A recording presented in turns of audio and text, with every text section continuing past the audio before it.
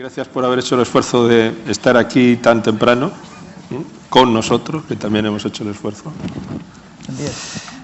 Me toca presentar a las dos conferenciantes.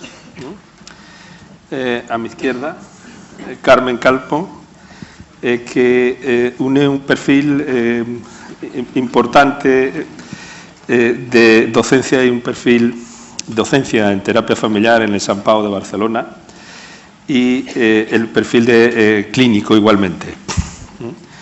De modo que pues algo que tiene que ver con investigación y algo que tiene que ver con cómo se enseña y cómo se entrena en psicoterapia y el tema de docencia. A mi derecha, Annette Creus. Todos conocen, ¿no? Aunque vaya señalando quién es quién. Seguramente Annette Creus, que el perfil que ella quiere enfatizar es el perfil de multiculturalidad, de origen alemán, vocación española y de habla inglesa, así quiere presentarse. Clínica, psicóloga clínica con una larga experiencia en psicología clínica. Y yo diría también, y añadiría igualmente, que es una de las personas que en nuestro país viene introduciendo en el área, además de terapia de pareja, fórmulas innovadoras de tratamiento. Estas son nuestras dos conferenciantes. Y me parece que te tocaba a ti, que en primer lugar, Carmen, empezar. ¿Sí? Tiene usted la palabra. Perfecto. 30 minutos.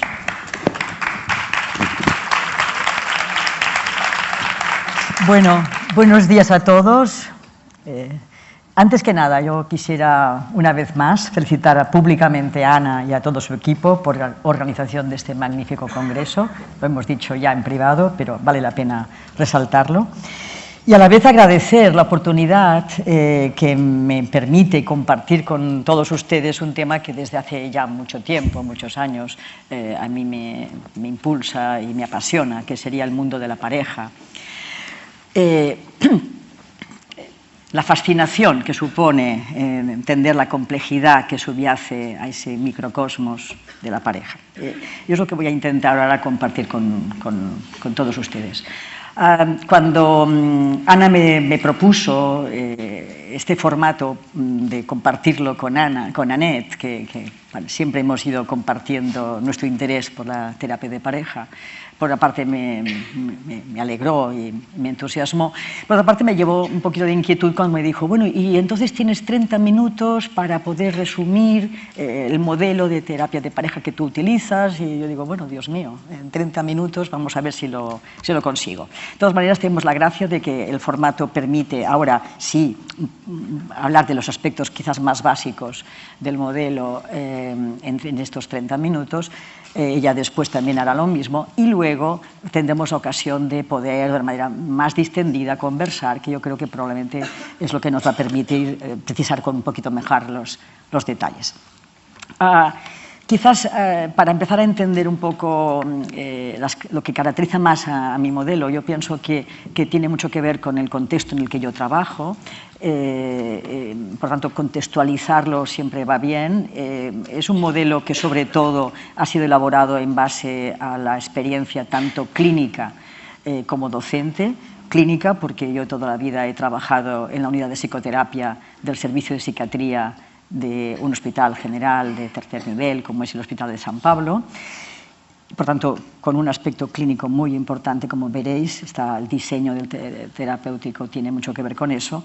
Y, por otra parte, un servicio público, pues bueno, que significa, de alguna manera, tener en cuenta combinar eficacia con el menor coste posible, por tanto, haciendo trabajos un poco más cortos de lo que podía ser una psicoterapia como era al uso cuando empezamos a hacer terapia familiar.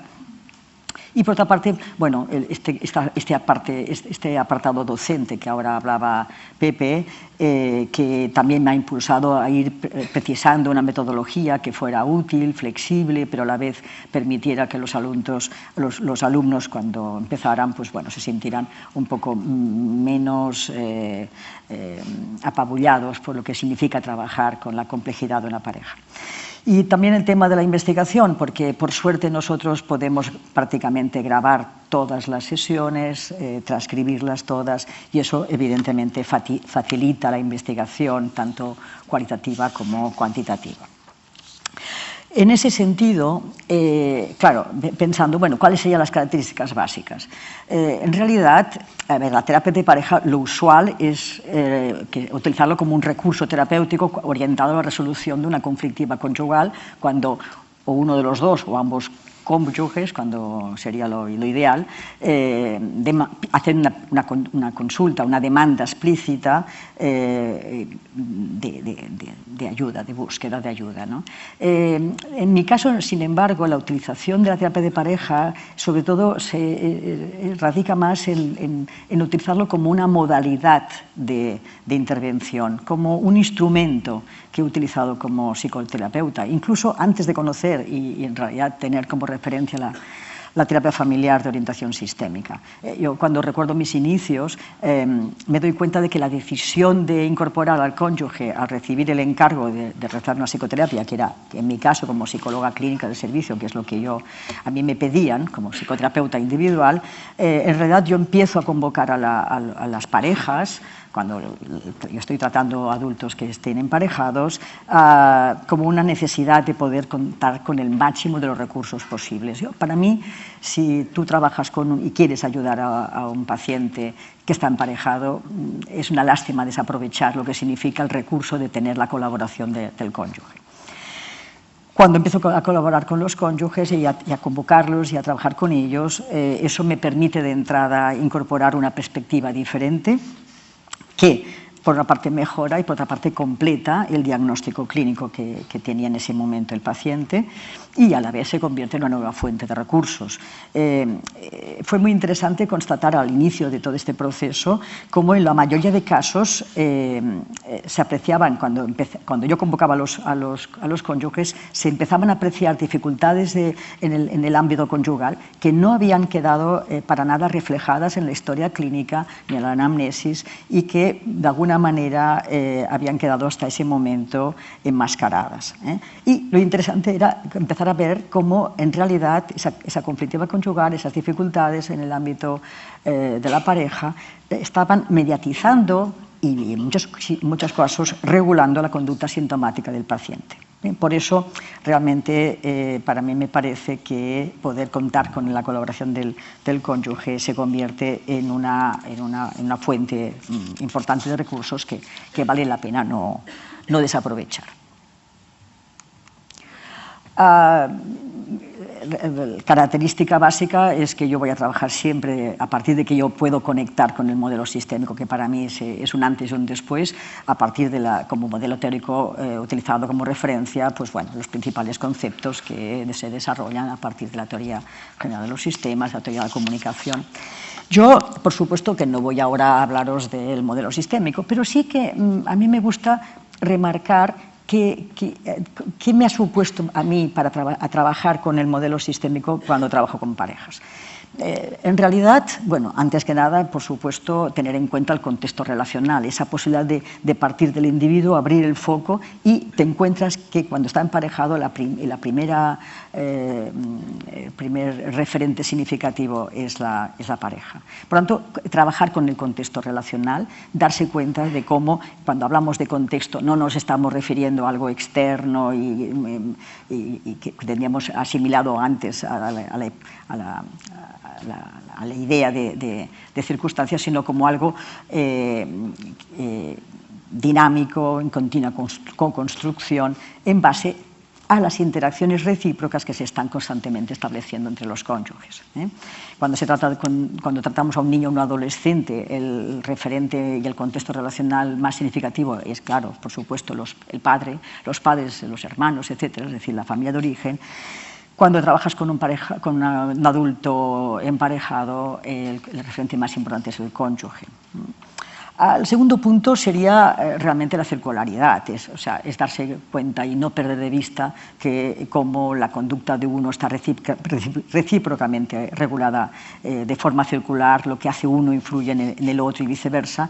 Y eso a nivel práctico, cuando trabajas con una pareja es básico porque te ayuda a entender, por ejemplo, y analizar una pelea con el convencimiento de que la puntuación de las secuencias interactivas que se realice siempre va a ser arbitraria.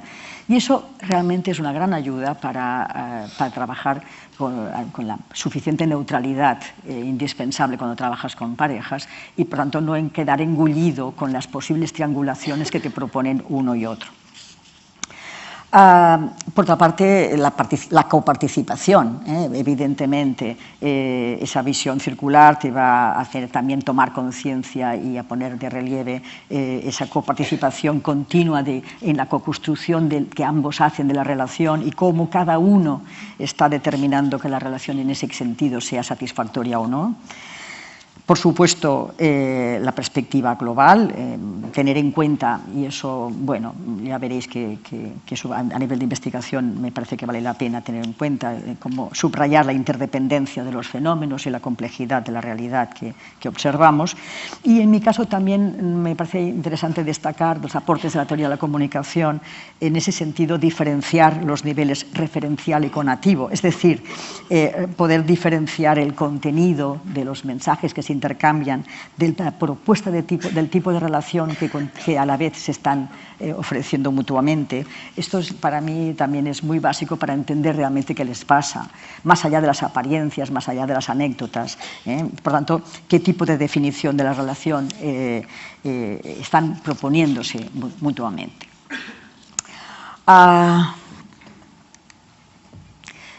Y ya siguiendo un poco también con las aportaciones del modelo sistémico y teniendo en cuenta el ámbito clínico en el que yo me muevo, vale la pena también hacer un apunte sobre la importancia del diagnóstico relacional. En ese sentido, sin renunciar, por supuesto, al menos así es mi opinión, al diagnóstico clínico convencional, al uso, DSM-4, DSM-5, etcétera, porque de alguna manera siguen siendo una buena fórmula para orientar los casos, pero realmente resulta extremadamente útil poderlo completar, este diagnóstico convencional, completar y reelaborarlo con una valoración de la conducta sintomática cuando hay un paciente, entendiéndola en su contexto relacional. En ese sentido, cuando trabajas con pacientes, los síntomas y desde una perspectiva sistémica, claro, forman parte, como cualquier otra conducta que se valora en su contexto, de una secuencia de interacciones reguladas por patrones redundantes de interacción. Y eso es como muy básico porque te das cuenta de cómo no van por aquí los síntomas y por aquí los problemas, que es un poco muchas veces como se presentan cuando hacen una consulta, sino que en realidad, a pesar de que el paciente lo viva como un mensaje que no es reconocido como tal, por tanto como que es involuntario y además el contexto social pues lo participa en esa idea y lo refrenda, está de alguna manera interactuando con su contexto más significativo, a pesar de que la conducta sintomática muchas veces se expresa de una manera enmascarada, y por tanto el terapeuta ha de poder leer más allá de las apariencias cuál es su significado y qué es lo que le está facilitando al paciente y sobre todo a los significativos de su contexto relacional. El binomio poder-debilidad, porque el síntoma es un poderoso inductor de conductas, los cónyuges acaban haciendo cosas que no harían ni locos si el paciente no presentara síntomas, pero a la vez, claro, pagando un precio muy alto, el precio del freno de la autoestima, el freno de la autonomía, la disminución de la autoestima, etcétera. Y ya un poco centrándonos en, bueno, cómo sería, desde mi punto de vista, el proceso terapéutico. De alguna manera tiene como eje responder a las dos preguntas básicas que se pueden siempre formular. En realidad es qué les está pasando cómo les podemos ayudar. Voy a insistir mucho que yo voy a hacer, desde el punto de vista exclusivamente metodológico, una diferenciación entre diagnóstico e intervención, pero evidentemente vale la pena resaltar que siempre estamos haciendo intervenciones, nos guste o no nos guste, con nuestras palabras, con nuestros silencios, desde que ya prácticamente entran en la consulta o incluso antes, en la lista de espera, etc. ¿Cómo entender qué les está pasando? A mí me parece que es muy importante poner el foco en los dos aspectos para mí básicos de lo que en una relación de pareja. Por una parte, las características individuales de cada cónyuge y por otra parte, por supuesto, las características de la relación que se ha establecido en los cónyuges. Si nos centramos en las características individuales, bueno, yo pienso que es imprescindible entender y legitimar las necesidades propias de cada uno, y digo entender y legitimar las necesidades propias de cada uno.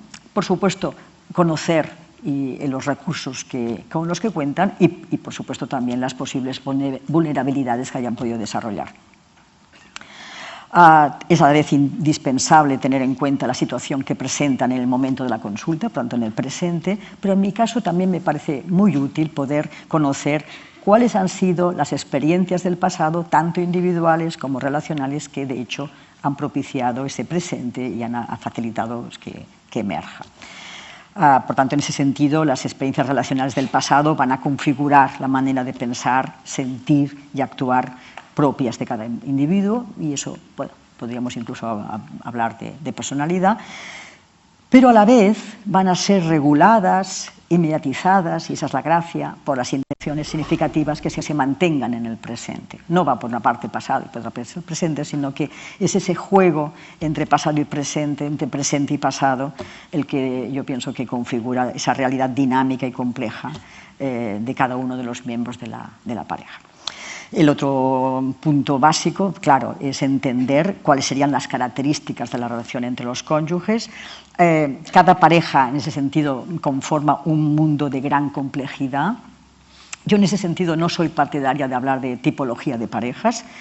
Pienso que eso supone reducirla a un punto de vista diagnóstico poco operativo y no me aporta gran cosa. En cambio, sí que me parece útil categorizar los diferentes tipos de conflictos que se pueden observar en las parejas que presentan dificultades.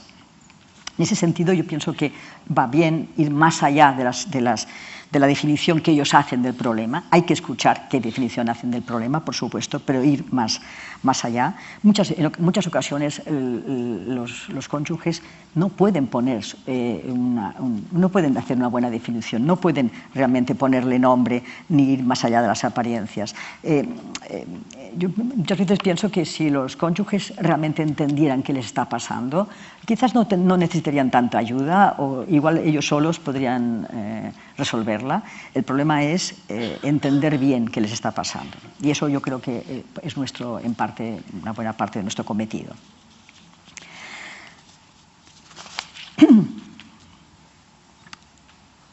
Sí, pensando en la relación entre los cónyuges y en base a la experiencia, yo he puesto en marcha una tipología de conflictos que me permite un poco diferenciar aquellos que son menos graves, que pueden darse incluso en muchas ocasiones en muchas parejas, de los que son ya realmente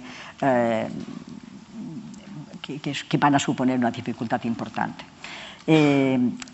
Por supuesto, vale la pena poner el foco en qué es lo que está pasando a nivel de dificultad, por tanto, en esa tipología de conflictos que ahora básicamente voy a hacer una referencia, pero sin olvidar también los recursos. Es importante, ya veréis que luego en el procedimiento yo intento siempre rescatar el máximo de tiempo que la pareja ha tenido de satisfacción mutua, de buen rollo, en el que las necesidades de uno y del otro han quedado bien resueltas. Es lo que hemos venido a llamar patrimonio relacional. Y es muy interesante poderlo tener en cuenta porque es lo que nos va también a permitir entender a nivel de pronóstico qué es lo que tenemos entre manos, cosa que, bueno, para hacer un diseño terapéutico siempre es útil. No lo voy a ahora, luego si quizás podemos hablar un poquito más en detalle. Sí, simplemente deciros que esta categorización tiene que ver con esos tres grandes apartados. El tipo A, que serían desajustes en torno a la organización de la convivencia, en realidad muy frecuentes al inicio de cualquier casi relación y la mayor parte de las veces explícitos, al menos como mínimo por parte de uno de los cónyuges. Lo que pasa que sí que hay que tener en cuenta que si se alargan mucho en el tiempo, probablemente están enmascarando conflictos de mayor enjundia. Dos tipos de conflictos también nos vamos a encontrar.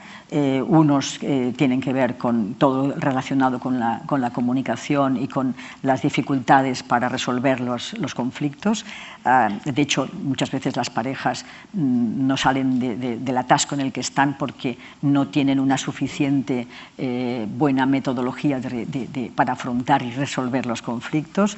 Muchas veces están polarizados en estilos de comunicación y estilos de afrontamiento, tal como lo explica muy bien Gottman, que hace que muchas veces sea ese el que se convierta en el principal problema.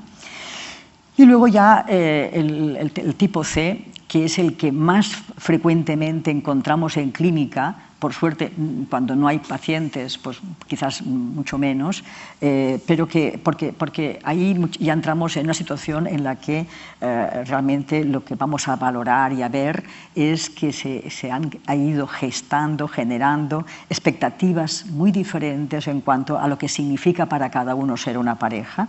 En ese caso, muchas ocasiones, la mayoría de las veces, no son explícitos.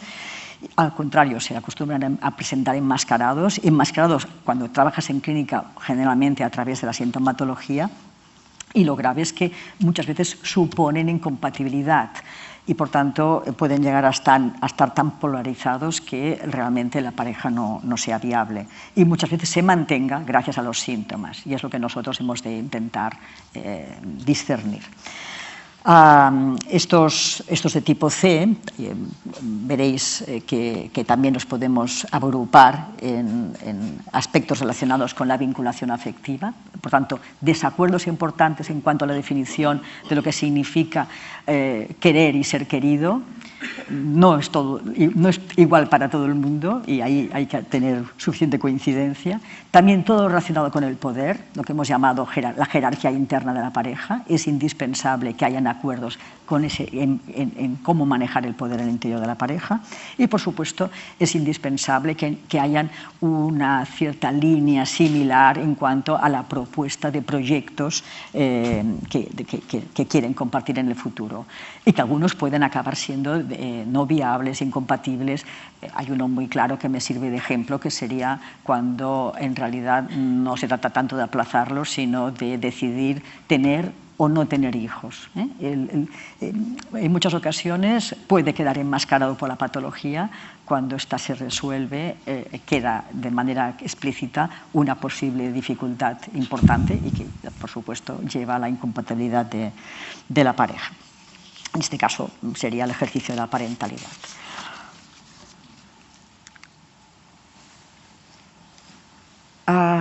Bueno, entonces ya ahora, centrándonos, nos vamos de momento del diagnóstico, nos centramos en la intervención terapéutica, dos ejes básicos, la construcción de la alianza terapéutica. Bueno, ¿qué os voy a decir?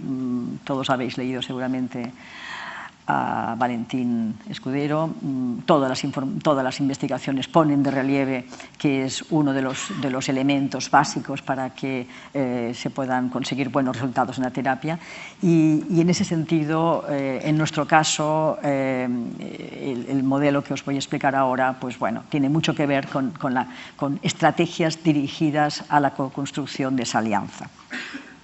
Alianza que va bien recordar que no se trata solo de poder establecer una relación empática, genuina, con cada miembro de la pareja, sino que, y por tanto, que permita una actitud de colaboración y activa con el terapeuta, que sería lo indispensable para tener éxito, sino también a la vez poder facilitar una actitud cooperativa entre los cónyuges, que en muchas ocasiones, al menos en mi experiencia, es lo más difícil porque llegan en unas situaciones de mucho litigio, de mucho... aunque puedas quedar enmascarado ese litigio al inicio, pero digamos que de mucho enfrentamiento soterrado. ¿Cuánto? 10 minutos. Bueno, sí, vamos bien. Entonces, dicho esto, nos centramos un poquito en el procedimiento, que ya os decía que está expresamente diseñado para facilitar la construcción de la alianza terapéutica y permitir y implementar las intervenciones que puedan ser más específicas para cada caso. Desde el punto de vista de estrategia, lo podemos diferenciar en la fase 1 y la fase 2. La fase 1 lo que quiere decir es que a la pareja se les define una primera parte en la que vamos a trabajar solo como consulta y valoración. Vamos a ver si ellos se pueden beneficiar de una ayuda que pasa por la colaboración a nivel con la pareja, etc. Por tanto, es un tiempo, y ahora veréis, entre 3 y 5 sesiones, que permite al terapeuta, sobre todo, disponer del tiempo necesario para construir esa alianza terapéutica doble que antes hablábamos. Y también en muchas ocasiones, sobre todo en nuestro caso, en muchas ocasiones la demanda no está bien formulada, no está bien expresada y por lo tanto también es necesario en muchas ocasiones tener el tiempo suficiente para poder reelaborar y construir y reformular esa demanda. Todo ello, claro, con el objetivo de poder conseguir un contexto favorable, definido de buena voluntad, en el que ya sí que sea posible poner en marcha las interacciones positivas que dan a permitir dar el vuelco, el giro del círculo vicioso al círculo virtuoso entre ellos. La segunda fase sería sobre todo una fase en la que se pone en marcha ya un espacio psicoterapéutico colaborativo, acordado, luego ahora veremos, a partir de un contrato explícito con ambos cónyuges, y ahí ya dirigido esa parte ya a implementar las intervenciones más específicas y, por tanto, más adecuadas a las características idiosincrásicas de cada pareja en particular. Concretamente, el número total de sesiones va a variar, porque no hay que olvidar que en la mayoría de los casos estamos trabajando con patología, entre 10 y 20 sesiones.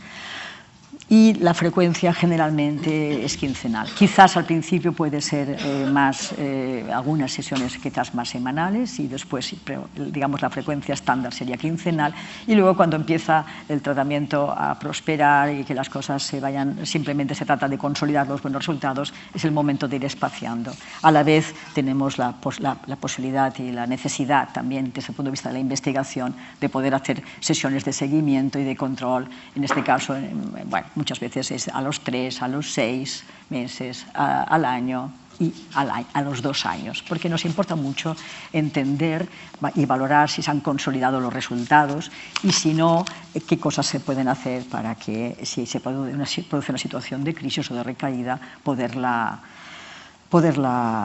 reelaborar.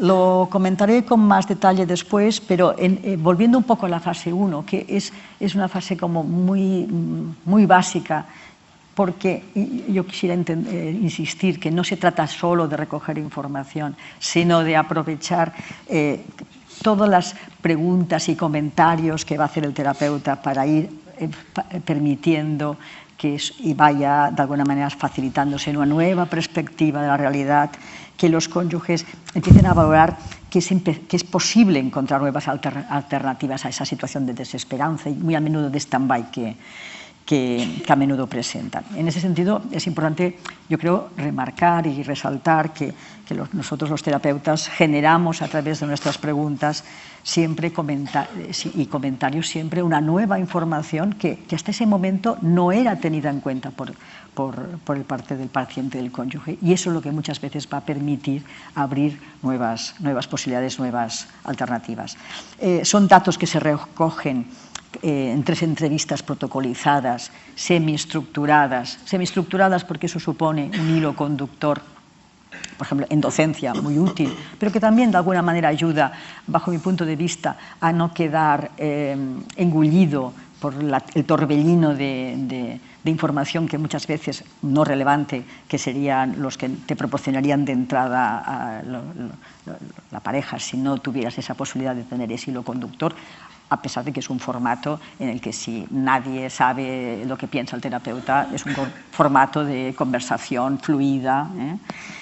Por tanto, simplemente es tener un hilo conductor que te permite tener en cuenta cuáles serían los aspectos más básicos de intentar conseguir en esas tres primeras sesiones. Son entrevistas, además, que responden a la necesidad tanto de conocerles, tal como os decía al principio, tanto a nivel individual como relacional, y con una perspectiva tanto sincrónica como diacrónica, es decir, presente y pasado. En realidad, de la que se trata es de que finalmente se pueda visualizar cómo se entrelazan las diferentes variables más significativas, tanto individuales como relacionales, con una perspectiva de proceso. Esas 3 sesiones semiestructuradas, que quizás luego podemos explicar con un poquito más de detalle, luego acaban en una sesión que es una sesión importante en sí misma, es una intervención, que sería el poder transmitir, ya entonces con conocimiento de causa, es una palabra que, bueno, que muchas veces podemos utilizar con los pacientes. Y ellos, mi impresión, mi experiencia es que valoran que el terapeuta, cuando les diga algo, sea con conocimiento de causa, es decir, sea pudiendo manejar ya en ese momento mucha información. Se ha creado una situación en la que ya se puede empezar a vislumbrar un trabajo de equipo entre la pareja y los terapeutas, o el terapeuta si trabaja solo.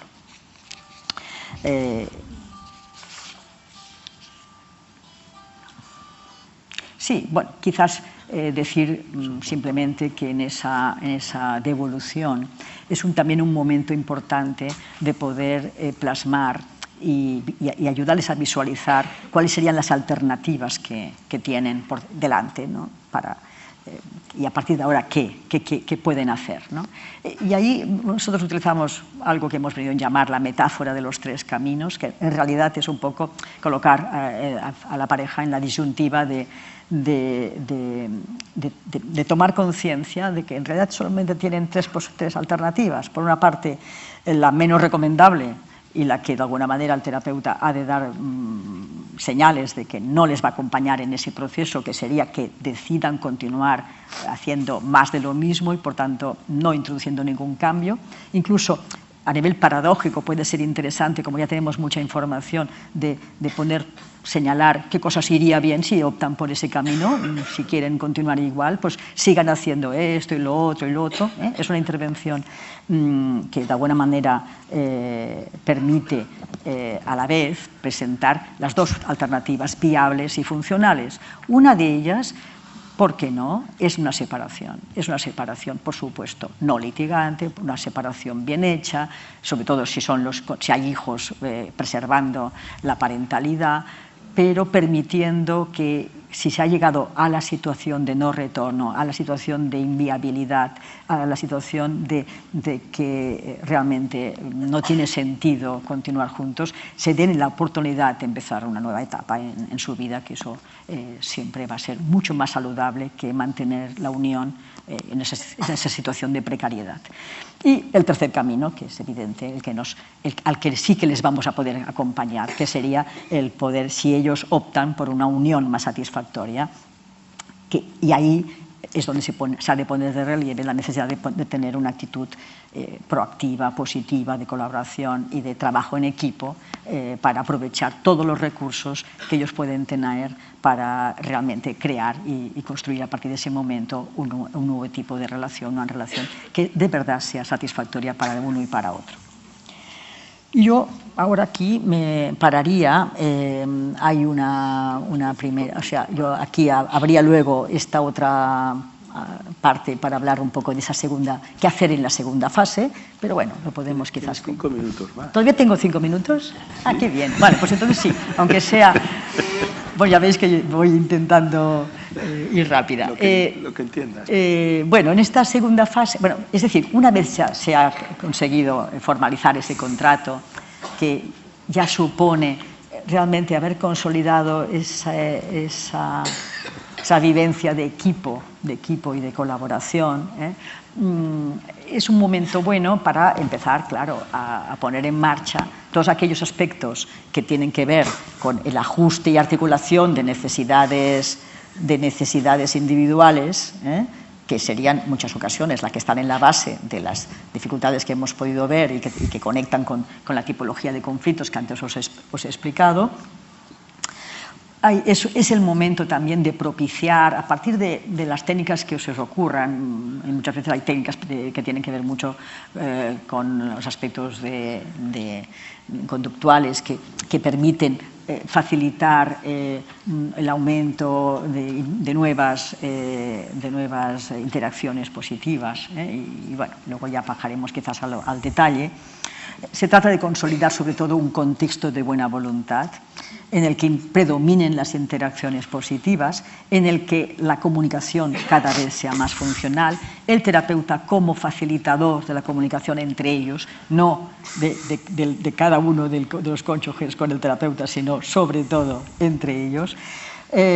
Y muchas veces, bueno, sobre todo si se han observado que hay dificultades en este terreno, es el de ajustar y el de propiciar que sean capaces de encontrar fórmulas para afrontar y resolver los conflictos que sean más funcionales y que no les dejen atrapados en una situación de stand-by como ha podido. Y por último, sin olvidar que puede pasar que nos encontremos con una pareja en la que sí que se puedan observar sentimientos de rencor. Es otra de las variables que complican mucho el proceso terapéutico. Yo siempre digo que, bueno, una cosa sería trabajar sin patología, y, bueno, pueden haber muchas dificultades, pero no hay el grado de complicación que es cuando uno de los dos cónyuges presenta patología, pero luego otro de las dificultades que probablemente muchos de vosotros habéis podido constatar es cuando ya se ha creado una situación en la que el rencor está presente. Entonces ahí sí que es el momento de poner en marcha toda una serie de técnicas o de estrategias orientadas a la neutralización del rencor. Y ahora sí que con esto acabo y luego ya continuamos. Gracias.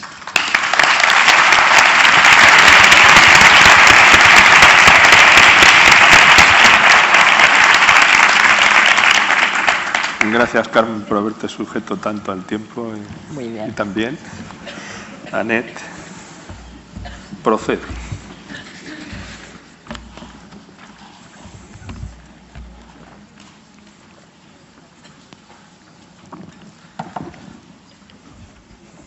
Bueno, no sé si me escuchan. ¿Me escucháis? Ok. Estos son los datos de contacto del Centro de Terapia Familiar Fase 2, 2 páginas web. Yo estoy en Twitter, estamos en Facebook, por si alguien tiene interés de preguntar algo después o contactar con nosotros, nosotras encantados, porque en Fase 2 trabajamos en equipo y mi equipo está aquí presente y me da un apoyo directo, que eso de la circularidad nosotros nos lo tomamos como muy en serio.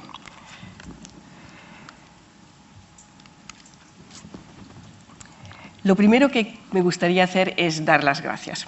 Y dar las gracias sobre todo a Ana por la invitación, a esa magnífica organización de este congreso, al equipo técnico que tengo aquí detrás, que ayer organizamos cómo poder hacer la presentación sin que hubiera problemas y espero que no lo haya.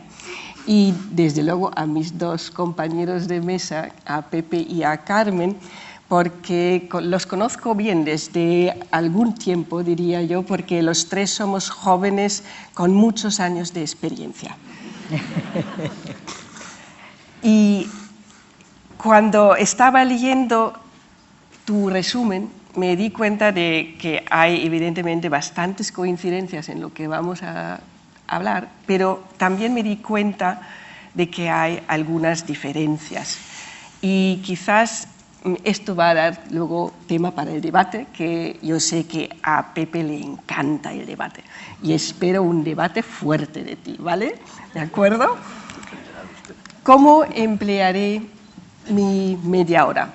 Pues lo primero que voy a hacer es explicaré mi modelo y comentaré lo que más me ha hecho cambiar la manera de trabajar con parejas en los últimos años.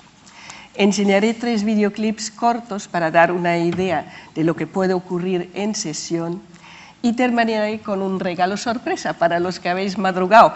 Desgraciadamente pensaba que eran muchísimos menos, con lo cual pues va a haber un problema para entregar. Son 100 fotocopias que tengo y estoy dispuesta a mandar a cualquier persona luego vía correo electrónico esta parte de PACT que he traído como una parte de explicación de lo que es la confirmación en la pareja, puesto en palabras muy sencillas que se pueden utilizar para con las parejas en sesión. Ok. Es relativamente fácil explicar las parejas y por qué hacemos terapia de pareja. Necesito que pases, ¿vale? Porque pasamos de esto,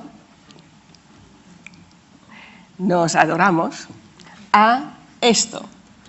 Estamos peleando como el perro y el gato. William Doherty, que es un afamado terapeuta de familia y de pareja, sobre todo americano, dice lo siguiente: los terapeutas de pareja somos como las comadronas. El resultado de la intervención puede ser la muerte o el renacimiento de la pareja. Quizás ninguna situación puede tener tanto impacto como la decisión de separarse o quedarse juntos.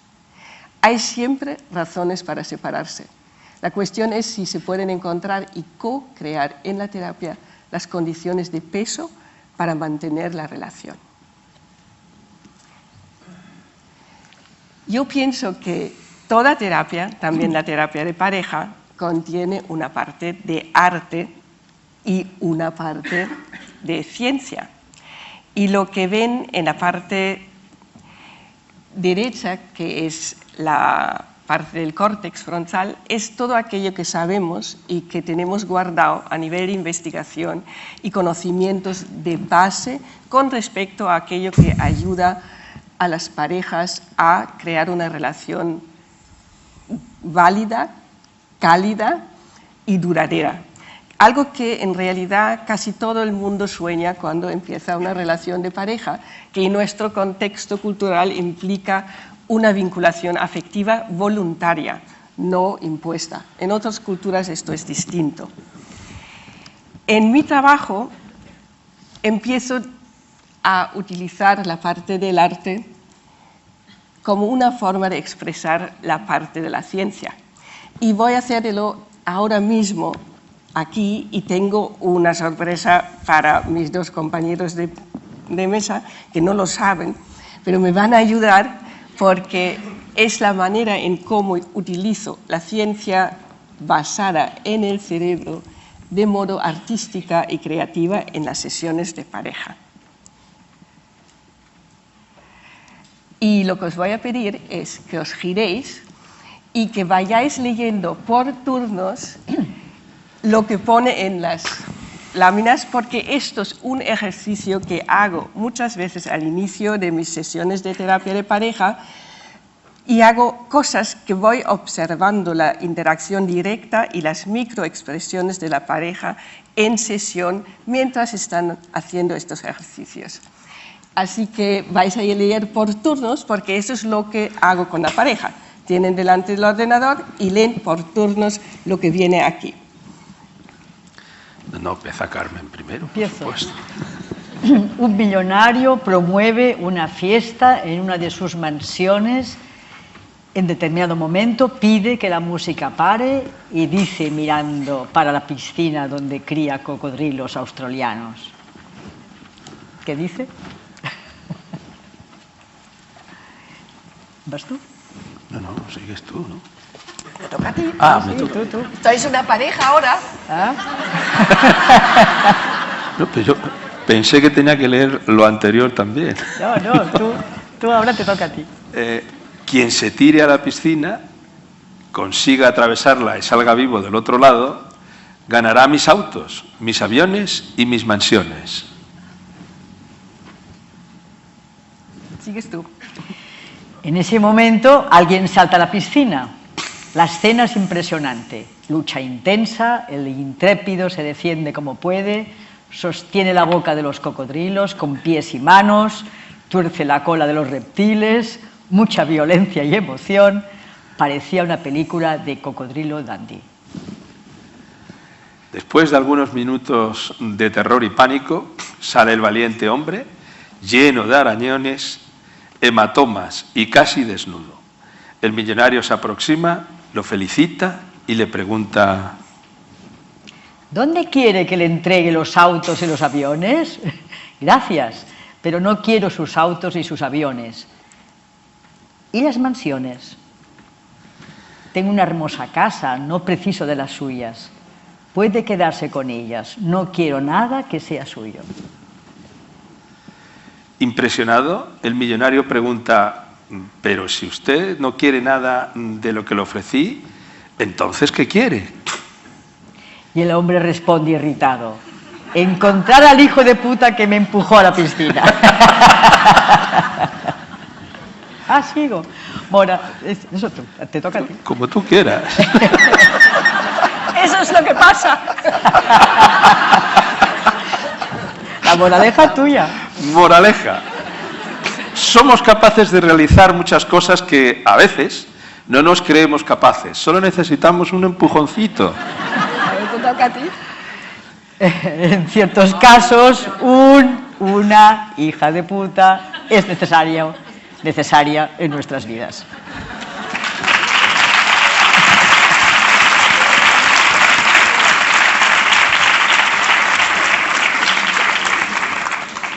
Pues eso es lo que pasa también en sesión.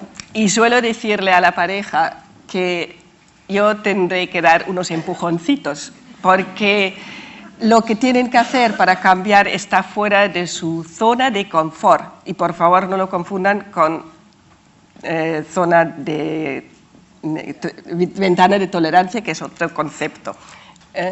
Y lo que pasa también es que les digo que no hay cocodrilos en mi consulta, pero sí que en algún momento puede haber situaciones que no son tan sencillas.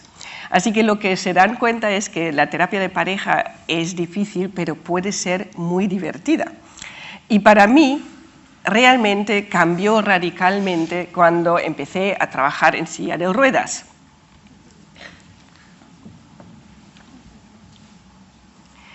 Y esto ocurrió cuando conocí a Stan Tatkin, que tiene un modelo específico que se llama Psychobiological Approach to Couple Therapy, PACT, que lo tienen aquí abajo, y esto es una foto de Stan conmigo cuando vino a España, que conseguí que empezara a venir en el 2011, y lo conozco desde el 2009, así que vamos ya haciendo algunos años de experiencia conjunta con respecto a esta forma de intervenir.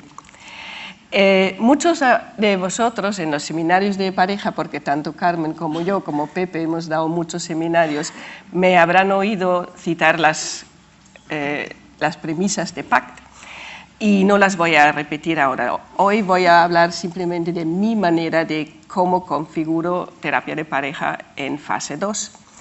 Y lo que sí que es importante entender es que el funcionamiento seguro que tiene PACT como base de cualquier pareja también considero básico para mi modelo de intervención. Las sillas de rueda que estaba yo hablando antes son estas, que son sillas movibles en las cuales están tanto la pareja como el terapeuta. Y detrás ven un sofá de 2 plazas que utilizamos para otras formas de intervención. Y vamos a la siguiente. Esto, en realidad, volviendo a mi tema, el espejo mágico, la pareja como confirmadora de la identidad biopsicosocial, el primer espejo mágico es evidentemente este, porque es lo que configura el apego, el estilo de apego, y tiene que ver con esta manera en cómo nos miran las personas que nos cuidan. Son literalmente aquellas personas que nos reflejan a nosotros en sus ojos a la hora de mirarnos con amor. La distancia óptima para esta interacción es unos 35 centímetros. Y esto es transversal, es transcultural, en todo el mundo es así, independientemente de raza, cultura o procedencia. Y me gustaría que recordaran esta foto de perfil y sobre todo que también se acuerden de que no todas las miradas son así de amables a la hora de interactuar. Las tesis de base. La pareja es en la cultura occidental la figura de apego más importante en la edad adulta. Como tal, es confirmadora de la identidad biológica, psicológica y social del otro.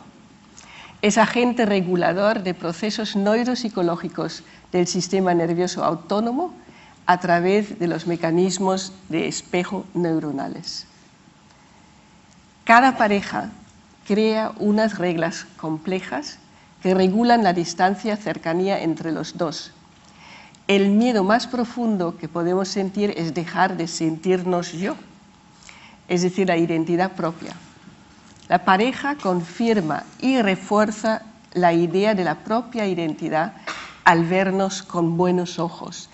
Es decir, que en realidad la pareja lo que saca de nosotros es la mejor versión de nosotros. Y todos, espero, que lo hayáis experimentado en algún momento de vuestra vida, cuando vosotros estabais diciendo, ay, esto yo no lo puedo hacer, esto me va a salir mal, ay, no sé cómo me voy a defender, y vuestra pareja dice, pero tú puedes, es imposible. Estoy segura que a Ana, su pareja, le ha dicho, muchacha, tú puedes, y es parte esencial de este éxito del Congreso, y aquí le doy las gracias a la pareja de Ana, porque no solamente Ana se lo merece, evidentemente. El propósito de la pareja es el apoyo mutuo y la confirmación mutua a lo largo del ciclo vital, y esto incluye todos los cambios a los cuales estamos sometidos por el paso del tiempo y las circunstancias que nos rodean. La confirmación incluye aspectos físico-biológicos. Eso significa confirmación y contacto piel con piel. Cognitivos, confirmación y contacto cognitivo o mental, pensamiento con pensamiento, mente con mente, y sociales, confirmación y contacto con y en el medio social. Esta soy yo. Este es un retrato mío que lo hizo un niño pequeño de una pareja que atendí y que no podían dejar el niño en ningún sitio. Entonces el niño vino a la consulta y los padres dijeron, dibuja. Bueno, los típicos tenemos los colores y tal, y el niño me dibujó, y yo creo que es un retrato muy válido, sobre todo por las gafas. El concepto de lo suficientemente bueno se conoce de la figura humana y representa lo esencial. Todos sabemos que las interacciones entre padres e hijos no tienen que ser fantásticas al 100% para crear un estilo seguro de apego. Son un 33%, menos mal, porque yo soy madre, me moría con esto de pensar, y vosotros también sois padres, así que todos los que somos padres, que son la mayoría, ayer alguien lo preguntó, nos alivia esta cosa mucho. Y también sabemos por John Gottman, que tú lo estabas citando antes, que las parejas tampoco tienen que resolver el 100% de sus conflictos. De hecho, solo resuelven un 40% de los conflictos. Vamos allá, ¿no? Y esto significa que, ahora, si lo hacen mal, el daño a la relación es asegurado. Con respecto a la confirmación pasa otro tanto de lo mismo. no necesitamos confirmarlo al 100%, pero un 51 hace que la pareja no hace aguas enseguida, mandamos al sitio correspondiente a cualquiera que no nos confirma por lo menos en la mitad de cosas esenciales en el momento que nos conocemos. Pero aquí, como en muchas otras cosas del amor, más sí es mejor. Y si os hubiera puesto una foto, nadie hubiera dicho, esto no es Annette, porque evidentemente el detalle y la parte de la confirmación detallada es esencial en la confirmación. Son como los píxeles. Y mirar a ver cómo nos ocurre con los teléfonos móviles, cada vez están mejores y más píxeles. Pues en la confirmación pasa otro tanto de lo mismo. Cuanto más detalle y más veracidad, tanto mejor sensación nos crea con respecto a sentirnos bien en la pareja. Así que la confirmación lo suficientemente buena implica esto. Si uno y el otro miembro de la pareja falla en proporcionar la confirmación mínima, suficiente y necesaria en alguno de los tres componentes, biológica, psicológica o social, la relación de la pareja se vuelve inestable y la continuidad peligra. Y os voy a poner un clip para que no os durmáis.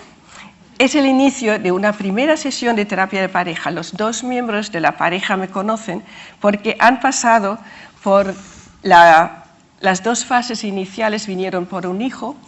El hijo mejoró en su sintomatología, pasaron por la fase de resolución y extensión a nivel de terapia de familia y pasamos entonces a demanda de ellos a la fase de intimidad, que es nuestro modelo específico de terapia de pareja. Y luego os explicaré el logotipo que está insertado en esta visión. Y ahora lo que sí que pido es que he visto que hacéis fotos. En la presentación de los clips nadie puede grabar. Está prohibido y espero que lo respetéis por clínicos y psicólogos y éticos que os conozco porque estáis en formación y esto es una buena base. Y voy a poner el clip, no hay Photoshop, es así como estoy trabajando, va crudo en este sentido y es simplemente otra parte del contrato inicial de hacer terapia de pareja y qué es lo que yo explico a la pareja cuando los veo, ¿vale? Cerebro y corazón, corazón y cerebro, de arriba a abajo y de abajo a arriba.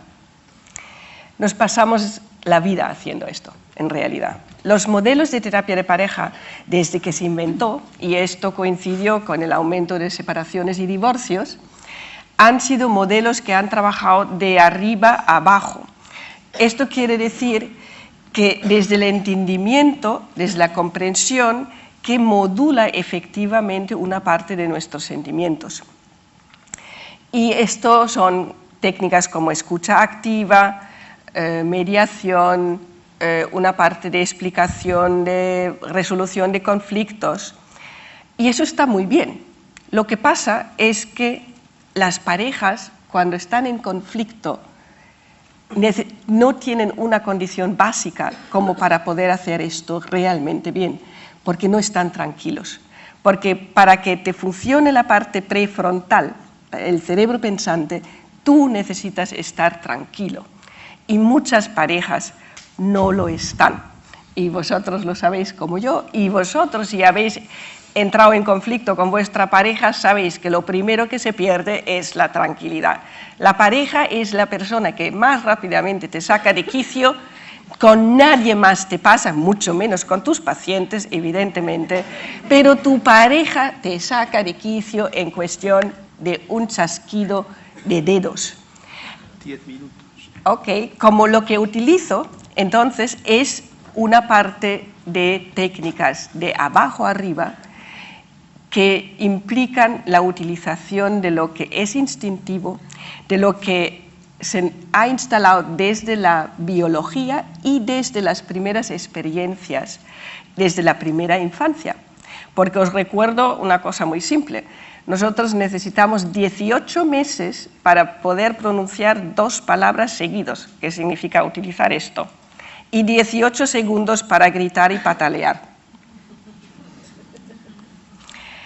Entonces, para entender lo que es abajo arriba, un experimento muy corto, los que lo conocéis, os calláis, ¿vale? Y esto es lo que significa arriba. No. Hay otra. Hay una detrás del corazón y él ha perdido la cuenta del... Hay una lámina que es el funcionamiento de arriba abajo, que es quién abraza a quién. Ok, ¿quién abraza a quién? Es rápido. Es ella la que le abraza a él. Y es ella la que le abraza a él, y si no lo ves todavía, que a mucha gente les pasa, tiene que ver con el cerebro automático. El cerebro automático que tenemos en la parte derecha es sintético y organiza el mundo según los mamíferos, donde los machos protegían a las hembras en sus tiempos, y actualmente todavía en algunas culturas esto sigue siendo una parte del inconsciente, de la parte automática, porque tiene sentido y tenía sentido evolutivo. Pero volvamos al título, el espejo mágico y la confirmación. Esto es mi logotipo de terapia de pareja. En el original no es morado, es azul. Y representa el hecho de que en mi modelo la pareja está cara a cara, ojo a ojo, se ven las mentes y tiene diferentes formas y diferentes maneras de explicar lo que ocurre. El círculo multicolor representa la interacción incesante de confirmación y de ser tanto causa como efecto de esta misma interacción. Lo que aparece como corazón y luego como estrella del norte, algunas veces por las parejas se ve como una mosca o una mariposa.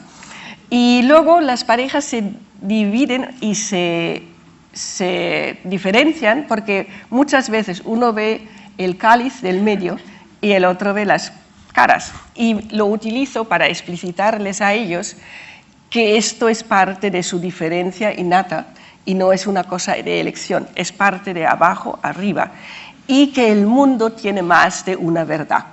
Y esto es sistémico, es decir, que yo les enseño a la pareja pensamiento sistémico a la hora de enseñarles mi modelo de trabajo con ellos. Todas las parejas están en una burbuja, o deberían serlo. Y en esta lámina, esta burbuja la hemos pintado como un corazón porque queda más bonito. Pero en realidad significa que la pareja como entidad tiene que estar blindado con respecto a todo lo demás que se considera terceros. Terceros es el deporte, terceros es la suegra, terceros es el trabajo, terceros son los niños. La pareja realmente es una entidad exclusiva que necesitan confirmarse en sus relaciones con el mundo y en sus relaciones consigo mismo. La siguiente. Hay 2 vías de perder la sensación de identidad propia. Por sentirse demasiado invadido o invadida, excesiva cercanía, la reacción es alejarse y poner distancia, o por sentirse demasiado separado o separada, excesiva distancia, la reacción es pegarse como una lapa. La distancia personal vivida como óptima es fruto de la biología y de la experiencia temprana, del estilo de apego. Entonces, muchas veces trabajo con la pareja, espera un segundo, porque vienen y dicen, estamos demasiado lejos. Y entonces, este clip es con la misma pareja que habéis visto antes, y es un clip donde la tarea es, haz que tu pareja venga cerca, porque vinieron a la segunda sesión diciendo, estamos un poco mejor, no estamos tan alejados. Y dije, un poco mejor, ¿a qué distancia?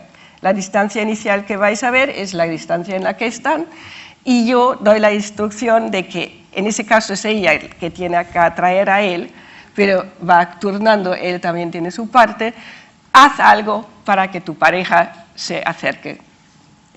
Él tampoco es mucho mejor que ella y evidentemente parte de la parte lúdica que estaba diciendo implica hacerles conscientes de lo que son los mecanismos directos biológicos que implican atracción, seducción, toda la parte positiva de la pareja que existe al principio y luego pasa de lo... va perdiéndose, olvidándose. Aquí hemos añadido en el logotipo la parte de las letras left and right en inglés de los dos hemisferios, porque aunque sabemos que es una simplificación que en los dos hemisferios estén localizables exactamente algunas funciones, sí que sabemos que hay predominancias de algunas funciones cerebrales en los diferentes hemisferios del cerebro. Y sabemos, por ejemplo, que la parte de la derecha es intuitiva, cualitativa, sintetiza, integra, conecta, no enjuicia, es metafórica, y la parte izquierda es verbal, racional, crítica, separa, es objetiva, es literal. Y lo que les suelo explicar a mis clientes es que por gracia o desgracia de la naturaleza, algunas personas tenemos diferentes capacidades y diferentes predominancias a nivel de la utilización de los hemisferios. Y una persona puede tener una parte de más utilización de uno y menos utilización del otro, que significa esta idea de déficit de la cual estaba hablando muy al principio. Todos os habéis reído, todos somos capaces de utilizar ambos hemisferios, pero bajo conflicto hay situaciones donde una pareja puede ser muy divergente con respecto a utilizar uno o otro hemisferio. Pueden estar simétricos como esta, pero también pueden ser en espejo, es decir, que donde uno lo tiene muy bien, el otro lo tiene muy mal, y entonces el entendimiento de esta diferencia es extremadamente difícil para los dos. Y les voy a explicar simplemente cómo utilizo la gráfica del logotipo para explicar desregulación o desincronización en la pareja en diferentes formas. Si yo invado al espacio personal de mi pareja, ¿qué es lo que pasa? Aquí de A hacia B, B se va a poner atacado, la amígdala va a ponerse grande y la comunicación, la parte de circularidad, pierde color. Es decir, que la comunicación es deficiente, no tiene las necesidades cubiertas a nivel de la sincronización y confirmación. La siguiente. Si me alejo por el otro lado, evidentemente la comunicación también sufre, la amígdala del que es abandonado se va a poner atacado y la sincronización entre los dos por confirmación empieza a estar deficiente. La siguiente. Si uno se pone arriba, es decir, que hay una situación de desnivel de poder, literalmente se pierde la onda, porque no se miran a la cara, no se miran a los ojos, y es muy difícil saber dónde está tu pareja si no le miras. Y de hecho, todos nos hemos puesto atacados en el desayuno cuando la pareja te mira y está en otro sitio y tú le ves que la mirada no es para ti, la mirada está para otro y que tú dices, aterriza, aterriza, porque está en las nubes o en cualquier otro sitio. Estas son estas situaciones donde hay una desincronización de confirmación directa.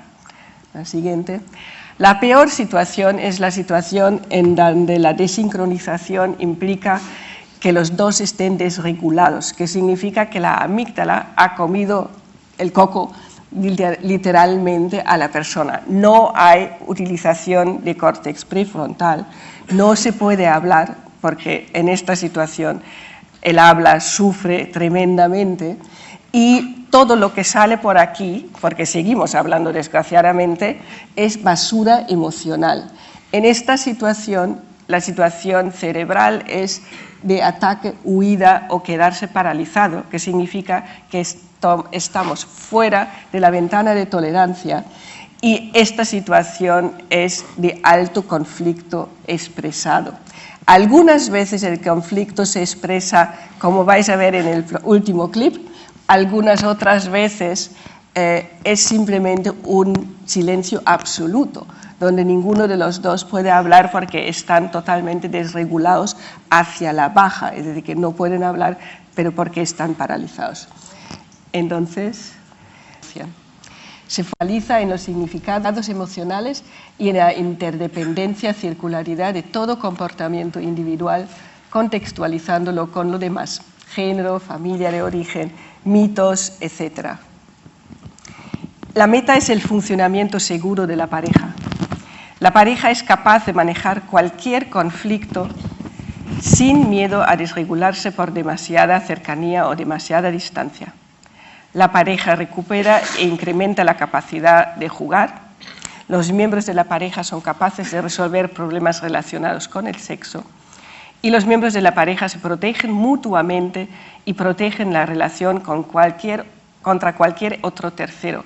Es contigo al fin del mundo y contigo contra el mundo si hace falta.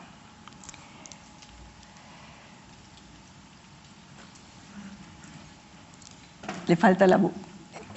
Quiero amarte ciegamente. En nuestra visión de la pareja como confirmadora de identidad del otro, el amor es ciego. Y es ciego a la percepción de la diferencia como señal de peligro o alarma. Es la locura del amor, poder ser ciego a la connotación aversiva de las diferencias.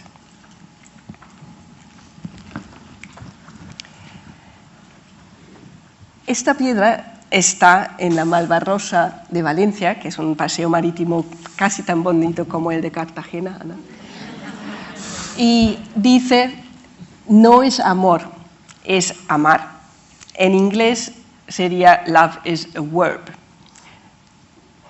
Y en mi versión es el acto de confirmación del otro en los aspectos esenciales, biopsicosociales. Es el día a día. Y es la palabra amar, no amor, la que tiene que vertebrar el lenguaje verbal y no verbal entre dos personas que forman una pareja. Gracias de Cebrazón.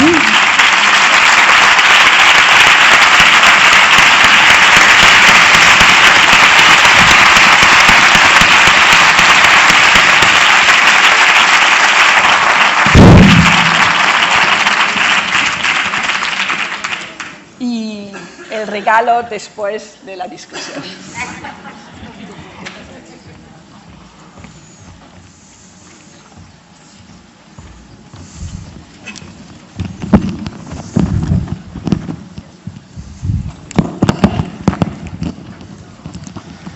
Muchas gracias a las dos por vuestras brillantes presentaciones.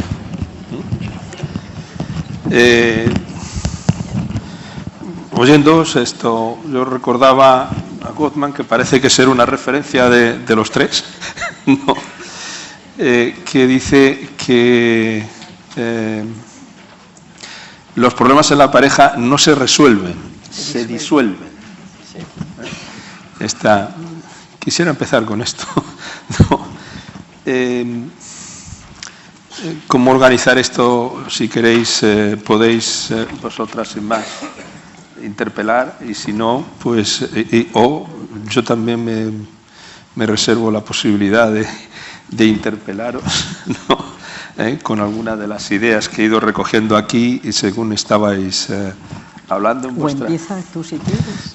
¿No? ¿Empiezo ¿verdad? yo? Que empieza tú y ¿Empiezo veremos. yo? Sí, luego nos... No ha hablado hasta ahora, ¿no? No, yo se supone que no hablo, se supone que soy el que no, provoco sí, que hable. sí. ¿No? Bien, yo empezaría con una impresión que he tenido en vuestras dos en vuestras dos exposiciones, ¿no? En una... es decir, ¿qué es lo que pasa en la pareja? En la pareja hay un clima emocional difícil, por eso viene, si no, no vendría, ¿no? De modo que mucho de lo que hacemos en la intervención es cómo gestionar ese clima emocional en el que vienen, ¿no? Y oyéndoos, yo veía dos versiones de cómo es eso, ¿no? Dos versiones que tienen un objetivo que es común y es cómo despertar una emocionalidad positiva. A veces es resolviendo algún problema, que es quizás más lo que he oído en ti, ¿no? Es decir, cómo bajar un clima emocional de tal forma que sea posible entrenar en ciertas habilidades, ¿no? Y en ti, Annette, lo que yo he oído es cómo la metáfora tiene la capacidad de generar climas positivos más allá de lo que yo entienda. ¿Más allá de? Más allá de lo que los pacientes entienden. He oído eso. No sé si es muy atrevido lo que estoy diciendo, ¿no? Pero si me permitís, esto es lo que yo... ¿no? Y a partir de aquí, pues, podéis, ¿no? Discutir en el sentido que sea, ¿no?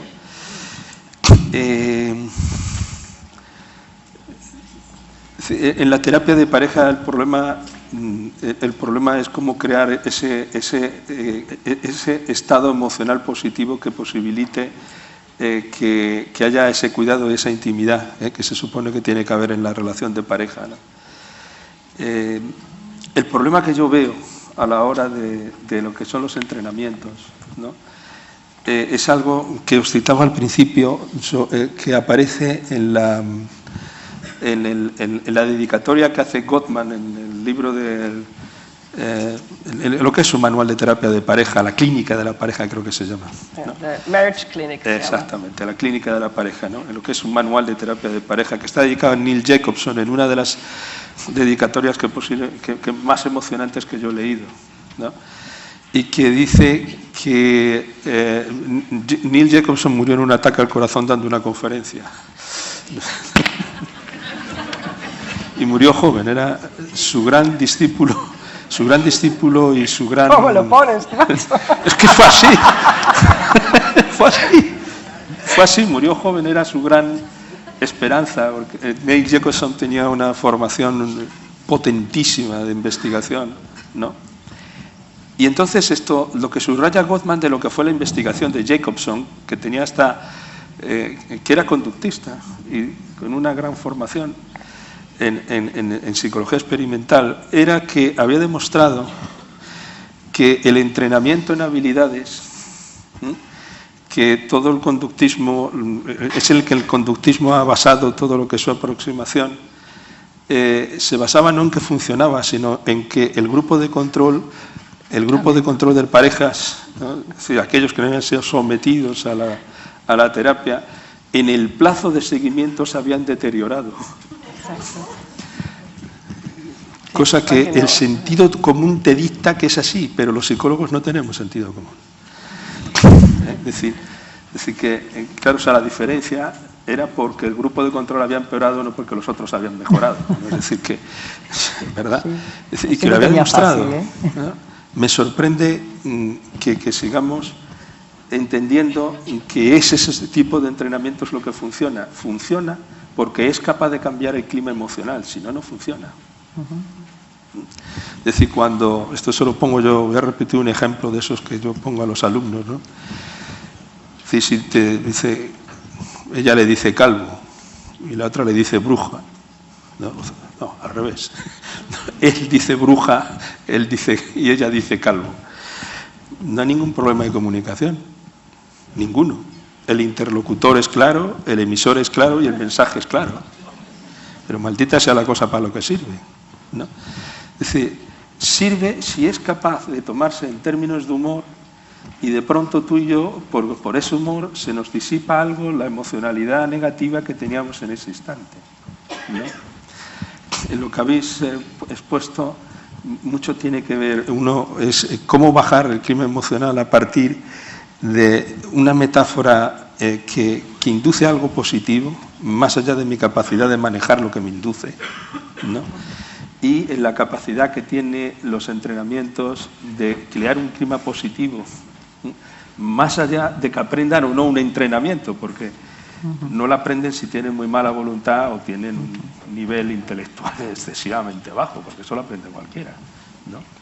Pues este es el comentario del que yo partiría, pero por favor, os toca. Bueno, yo, 2 o 3 cosas. Una, que la terapia de pareja es lo más complicado que puedes hacer. El éxito no está asegurado, todo lo contrario. Tenemos mucho menos éxito como terapeutas de pareja que como terapeutas de familia o individuales. Y solo son un 42% que mejoran, la gran mayoría durante un año, no más.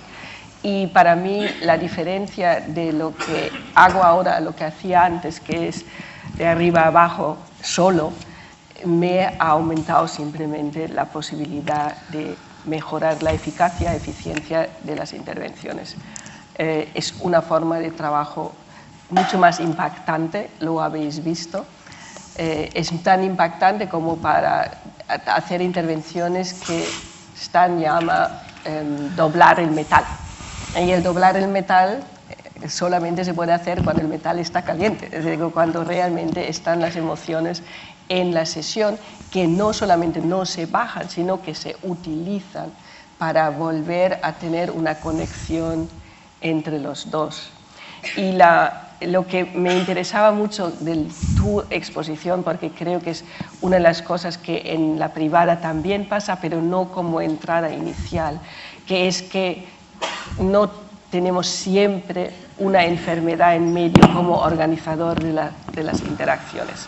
No hay un diagnóstico de enfermedad, no hay una situación. Y creo que esto hace que tú en una situación psiquiátrica o en una situación clínica de entrada para alguien que te lo manda como tal, tienes un tercero metido en la pareja sin que te lo comes ni te lo has bebido con conciencia, y tienes que poder organizar la intimidad de la pareja con esta situación como algo que forma parte de su identidad relacional y de la identidad personal de alguno de los dos.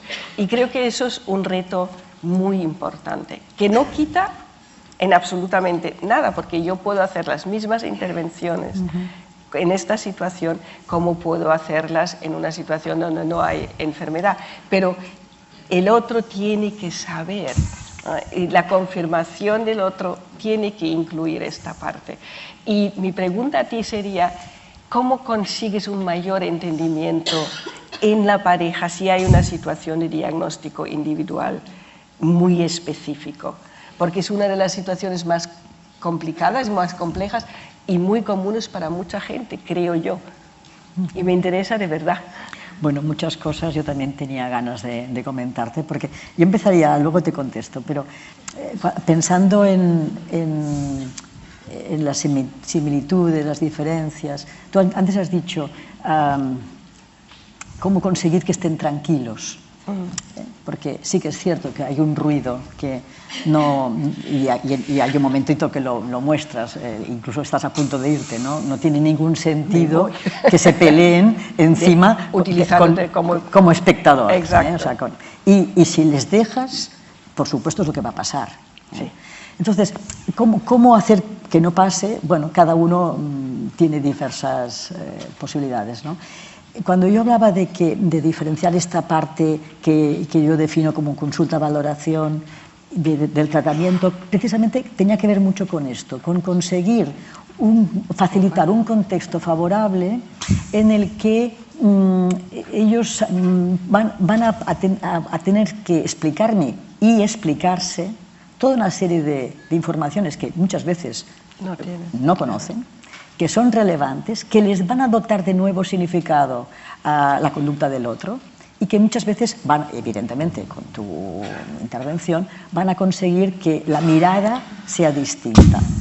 Entonces, digamos que esas sesiones protocolizadas me permiten un manejo de la situación en la que yo no necesito que se peleen delante mío para entender qué les está pasando. Al contrario, que les permito o les ayudo o les facilito que ellos vayan empezando a tener una visión un pelín distinta, ¿no?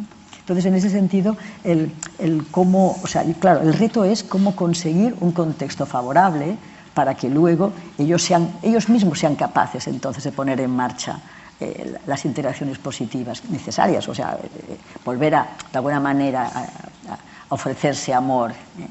Ahora, claro, ahí ya entramos un poco en poder entender hasta qué punto las necesidades de uno y del otro son posibles de encajar o no. Porque tú, por ejemplo, hablabas mucho de cercanía a distancia. Sería uno de los aspectos básicos, claro, el amor, ¿no? Cercanía y distancia afectiva. El tema es que muy a menudo, al menos en las parejas que nosotros hemos visto, las necesidades de uno y del otro, precisamente por las experiencias distintas a nivel del apego, pueden estar muy polarizadas. Entonces, muchas veces se pueden entender como mala voluntad lo que en realidad tiene que ver con necesidades propias diferentes. El poderlo conectar con las experiencias ayuda a tener una imagen distinta de la conducta del otro. Y eso, por ejemplo, podría ser ya una de las respuestas que te daba cuando me decías el cómo, ¿no? El cómo conseguir que haya una nueva fórmula de encuentro entre ellos, ¿no? Entonces, de todas maneras, como me he metido con esta historia, ya no me acuerdo bien de la pregunta, porque tú me has hecho una pregunta y yo he dicho, ya te contestaré después. ¿Me lo vuelves a repetir? Sí.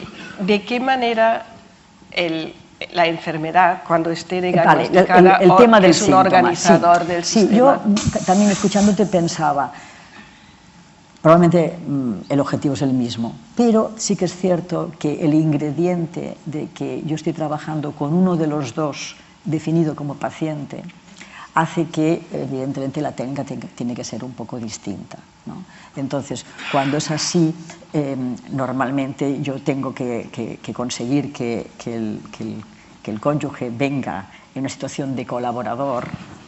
Ahí me sirve mucho diferenciar si estoy con una pareja en la que predomina un patrón más simétrico o un patrón más complementario. Cuando la patología es grave, normalmente el patrón que predomina es más complementario y entonces no tengo mucho problema para pedir que venga porque son parejas acostumbradas a tener una actitud protectora,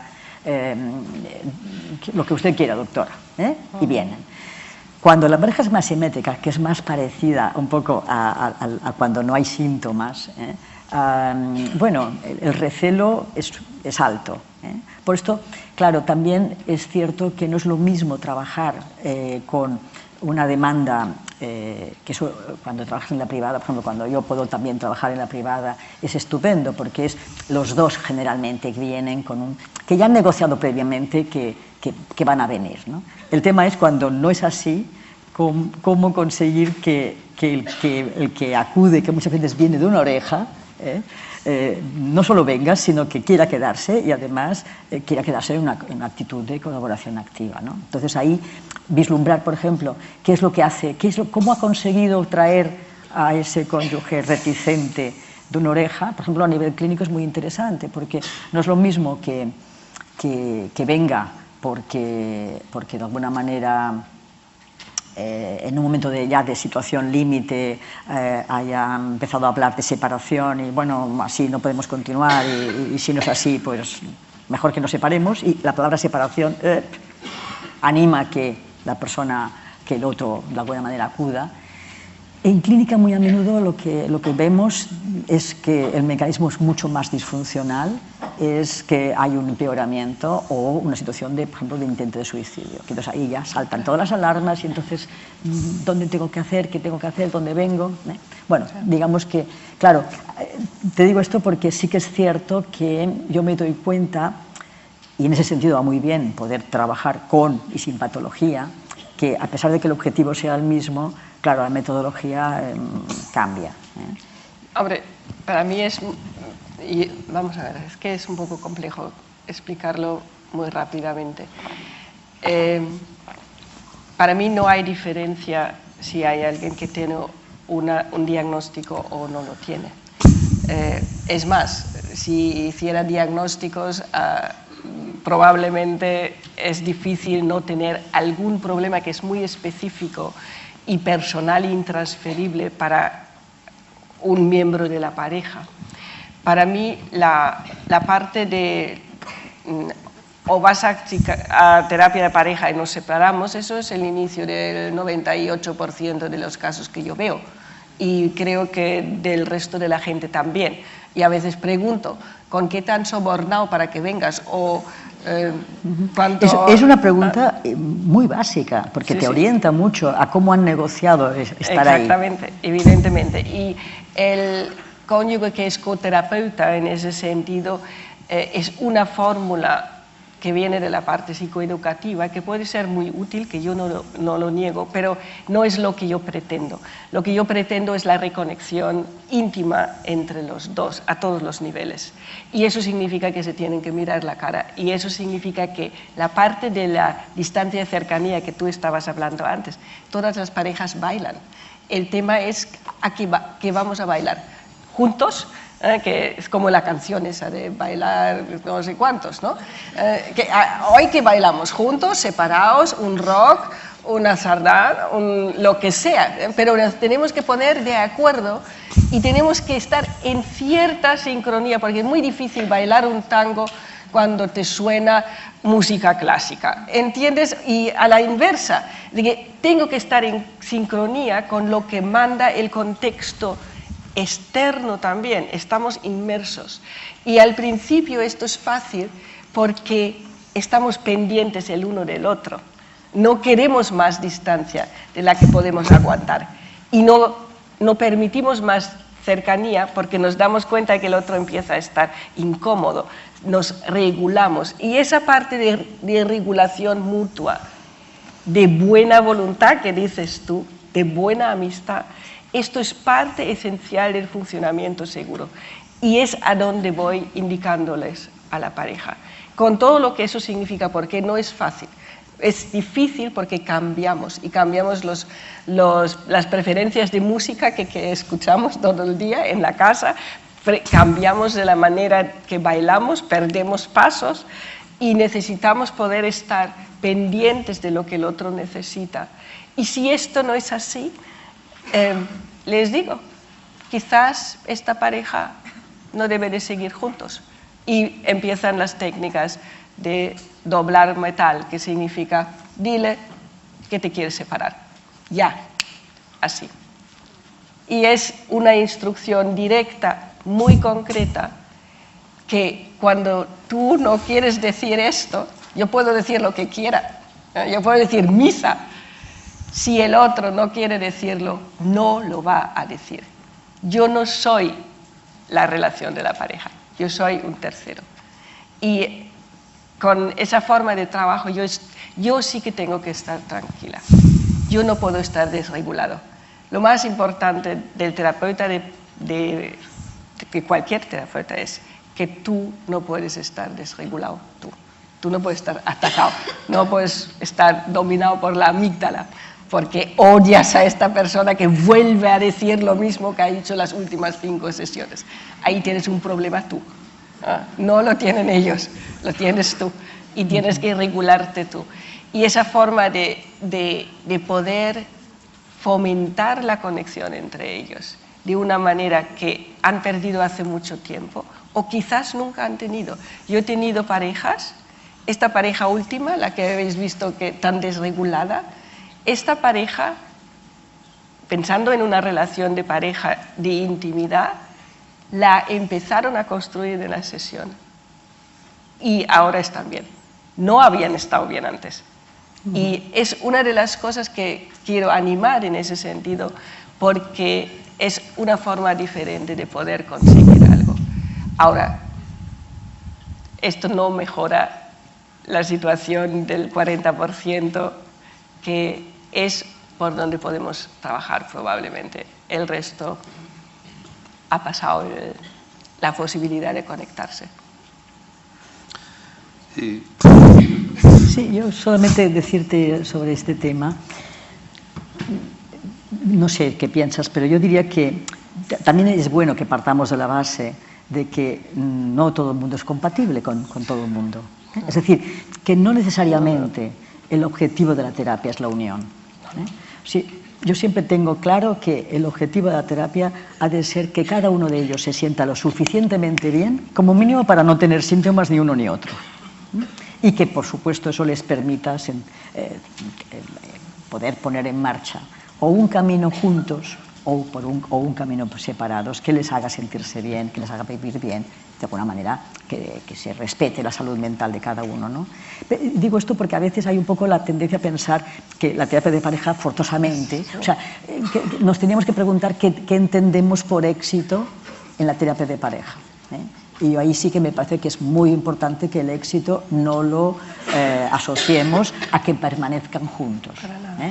Lo terrible precisamente es que permanezcan juntos tengan síntomas, claro, haciendo síntomas eso, o manteniendo un nivel de malestar muy alto que va más pronto o más tarde a acabar desembocando en síntomas, ¿no? Entonces, en ese sentido, bienvenida a la separación, sí, realmente es una situación de no retorno. Ahora, también te tengo que decir que yo en general trabajo con la idea de que es posible, y vamos a hacer todo un trabajo en la línea de la unión, en la línea de... Más allá de que quizás al principio, cuando trabajas con patología, sí necesitas dotar de significado al síntoma desde una perspectiva relacional, porque si no, es un poco como que por aquí las dificultades de relación y por aquí los síntomas, que es como si fueran cosas distintas, Y realmente los síntomas cumplen una función en la relación. Entonces, el poder ir haciendo esas conexiones, no solamente tú, sino ellos. Y entendiendo el síntoma de una manera totalmente distinta a como en ese momento se estaba entendiendo.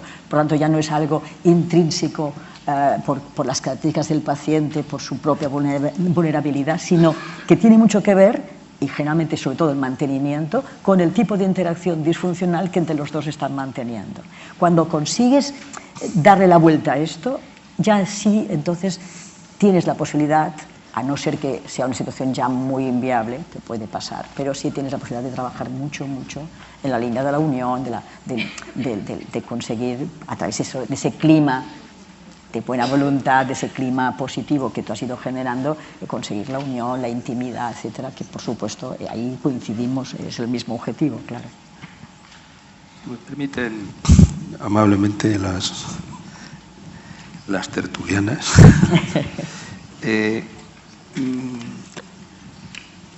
Primero tenemos que darles un tiempo al auditorio, ¿no? Que vendrá a continuación. Pero algún comentario, si me permite, ¿no? Con respecto de lo que estáis hablando, ¿no? A mí me parece muy potente eso hablando de lo público, es una distinción muy fuerte, ¿no? Dicen, a mí vienen por problemas de pareja y en lo público vienen porque el sistema es así, porque hay una patología identificada, ¿no? Entonces, cuando hay una patología identificada, y eso es más o menos crónico, y crónico en medicina son 3 meses, en psicología todo es crónico, lógicamente, ¿no? El problema es que la definición que había en la pareja, de la relación de pareja, las expectativas, los proyectos, lo que queráis decir, se ha volado.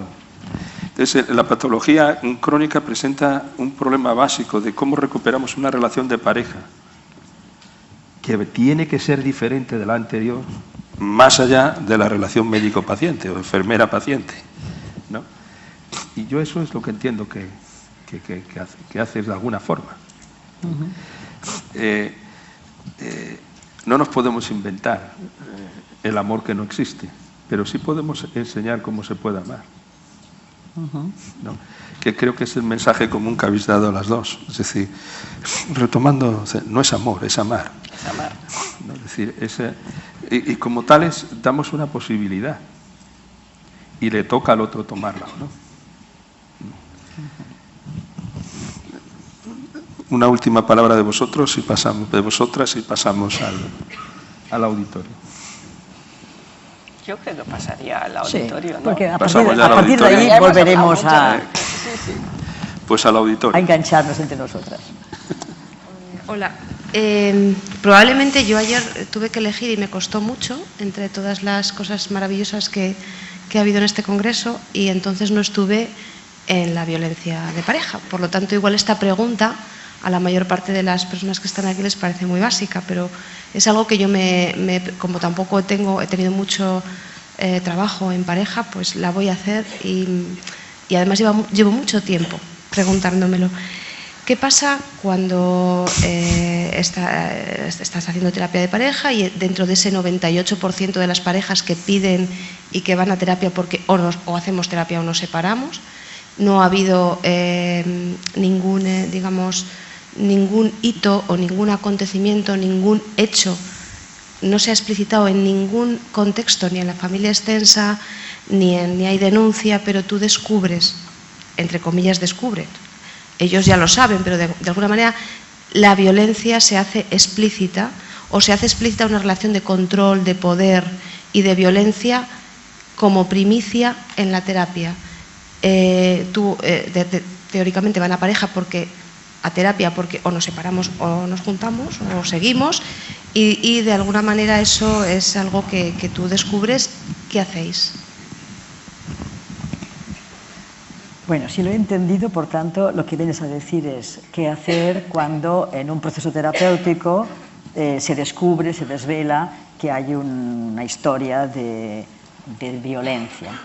Yo, la primera cosa que te diría es que a mí al menos me sirve mucho, y claro, si eso además encima lo descubro después de ese proceso en el que yo ya he recogido muchos datos, que me permite hacer un diagnóstico relacional.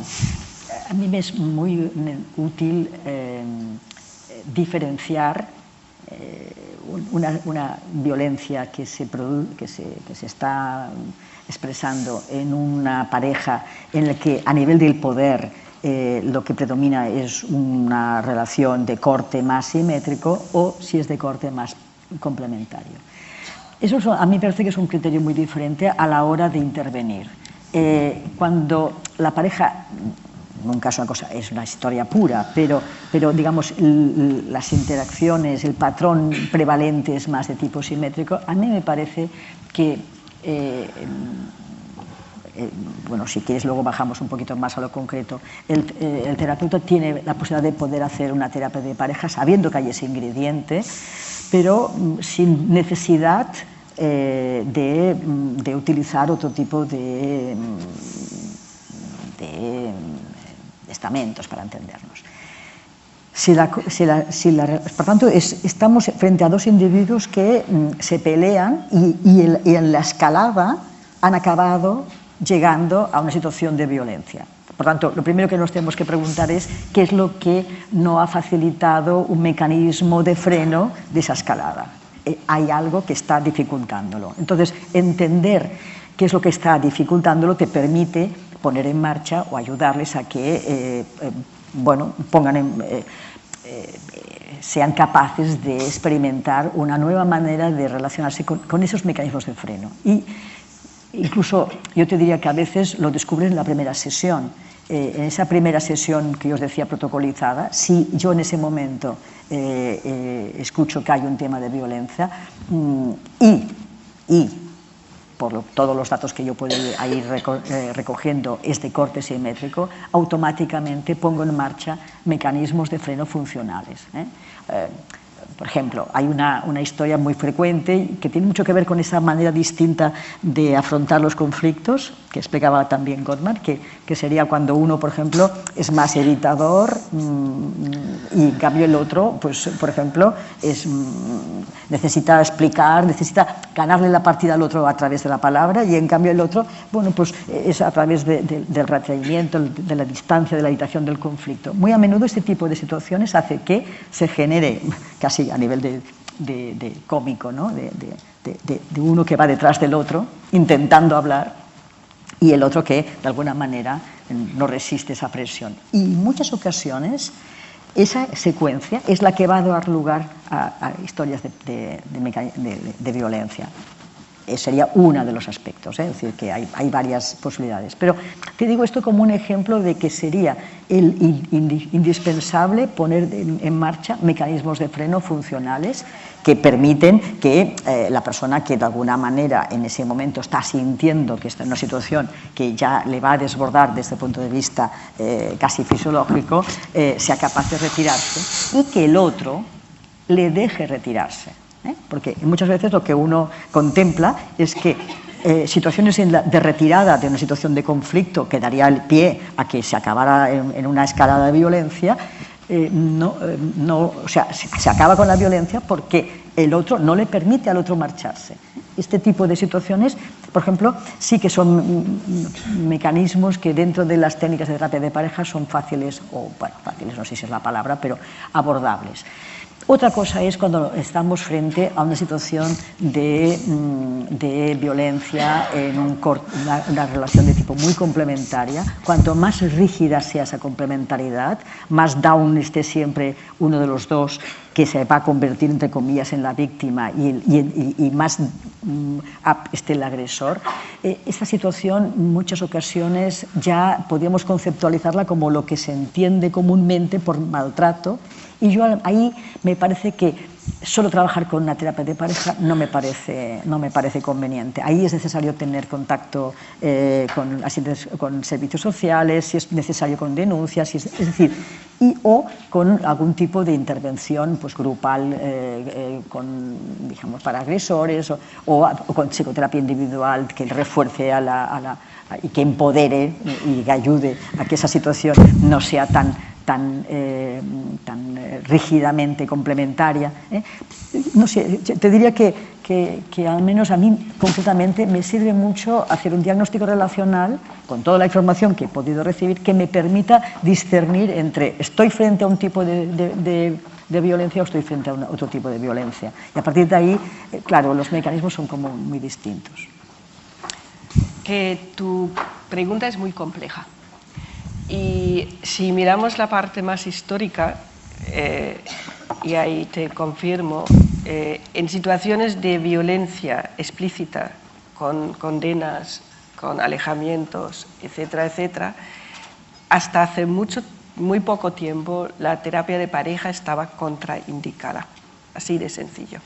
Y uno de los problemas que ha tenido el pensamiento sistémico es no pensar en la parte de justicia dentro del pensamiento sistémico, porque es muy diferente hablar de circularidad y otra cosa es hablar de justicia relacional y de estar a salvo, porque no puede existir una relación de amar que incluye que uno de los dos no esté a salvo en su identidad biopsicosocial, porque es completamente contradictorio con respecto al mero hecho de amar.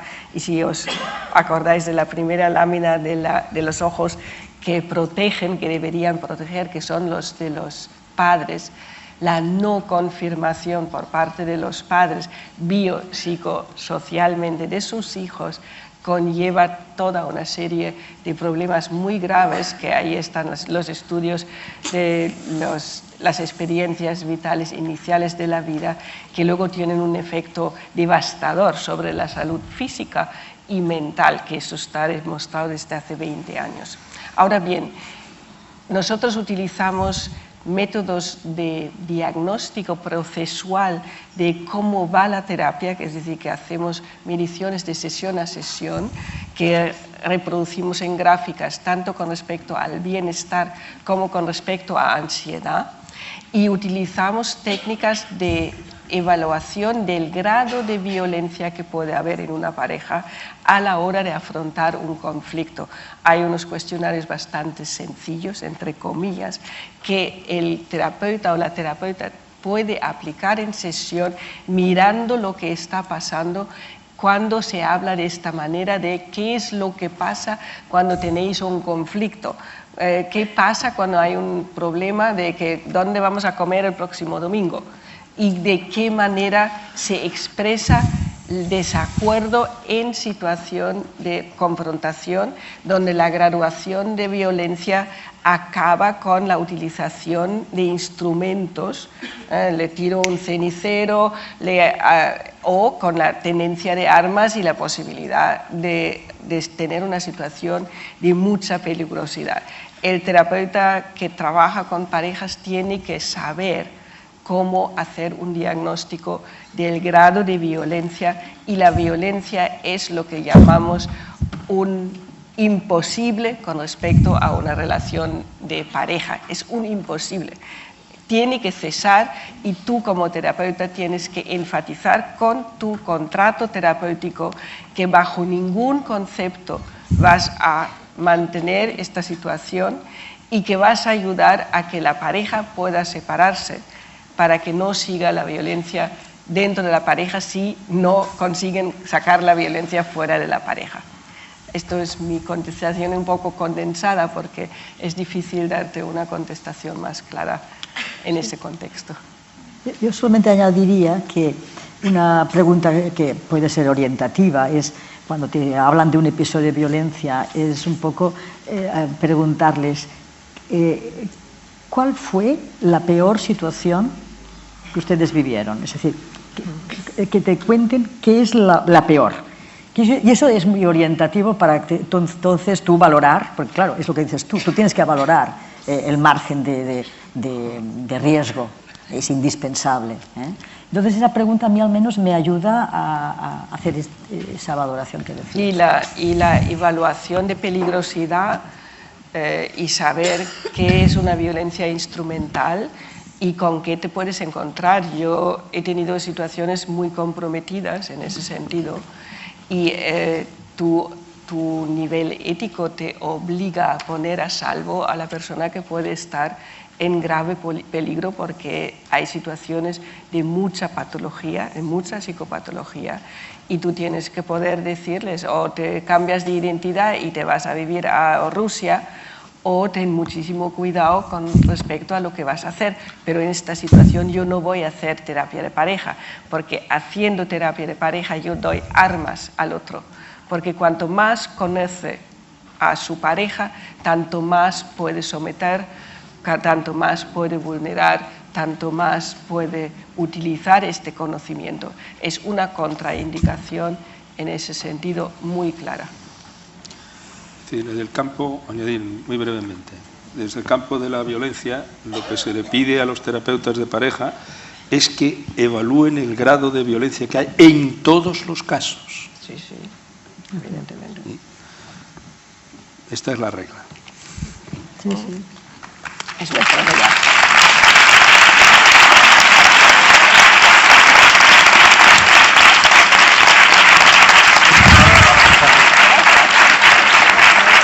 Otro más.